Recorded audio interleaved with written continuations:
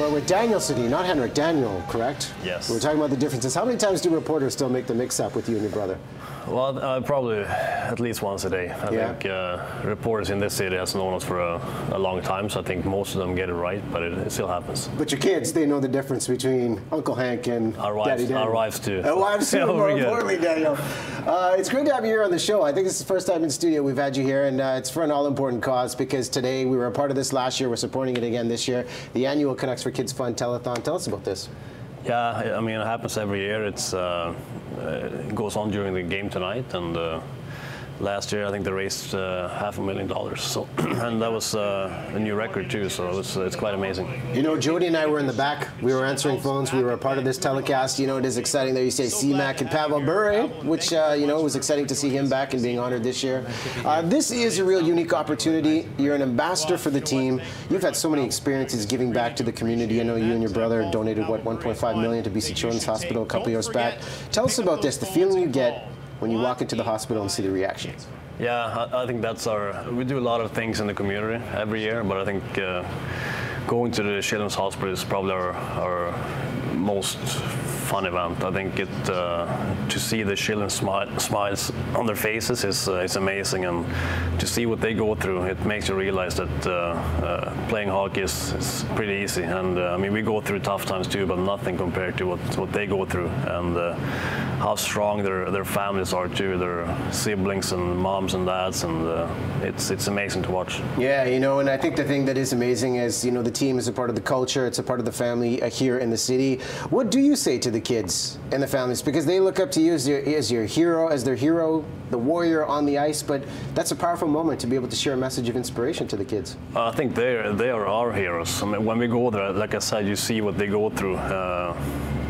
We go through nothing like that. We play hockey. We might lose a game or two or three. But, or a few. Yeah, exactly. But I mean, yeah, it brings perspective to our situation, and it's yeah, like I said, it's amazing to watch and how strong they are. It's unbelievable. Yeah, you know, and we're going to put the website details up of where this money goes. What, almost 3 decades with the history, $43 million raised. You guys raised a lot of money, and yeah, there's an opportunity with the community, and for you now, taking things on the sidelines, looking at the team. This has been a fascinating year on many levels for the team, highs and lows. What would you say is the defining moment for Daniel Sedin with the Canucks this year?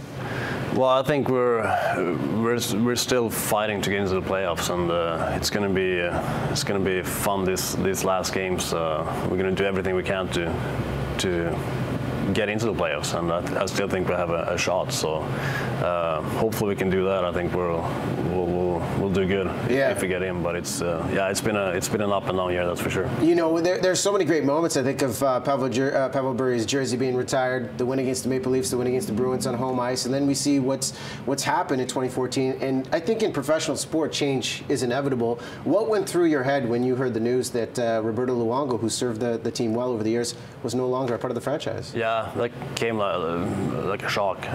So it was. Yeah, it's never fun to lose a teammate like that and a friend who's been on your team for a long time. So, but I think he likes it in Florida, and he's doing good there right now. So that's good to see. And Eddie Lack has done a great job for us this year too. So I think he's going to step in and do really good. Yeah, and leadership on the team. What do you say after being with the team for over a decade now to the younger team, the younger players that now have an opportunity to step up and be the future for the Canucks? What do you say to them, because you were once in that position? Yeah, no, it's a lot of pressure, especially being goalie too. But I know Eddie. I haven't seen Jacob for that long, but I know Eddie can really handle the pressure. He's a fun guy to be around, and I think, like I said, he's going to do a good job.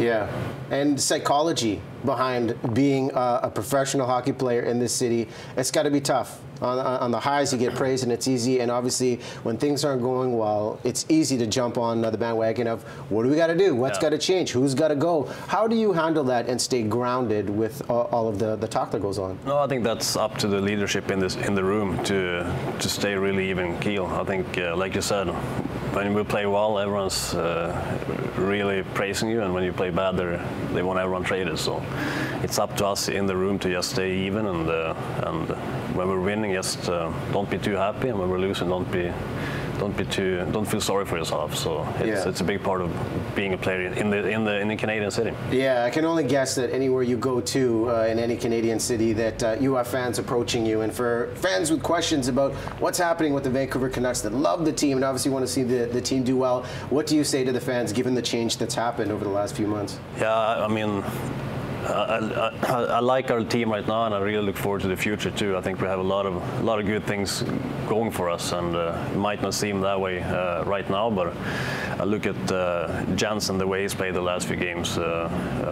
We have some younger players going to come up and do good for us, and that's what we need. So I'm looking forward to the rest of the season and the future too. Well, you've always been an ambassador on and off the ice. The Canucks for Kids Fund Telethon happening today. Are you going to be there? Are you going to be picking up phones? I'll be there for a bit. I got to watch the game too, though. Oh, he's got to do a bit of both. You never know. You call in and donate, and then you may get Daniel Sedin on the phone.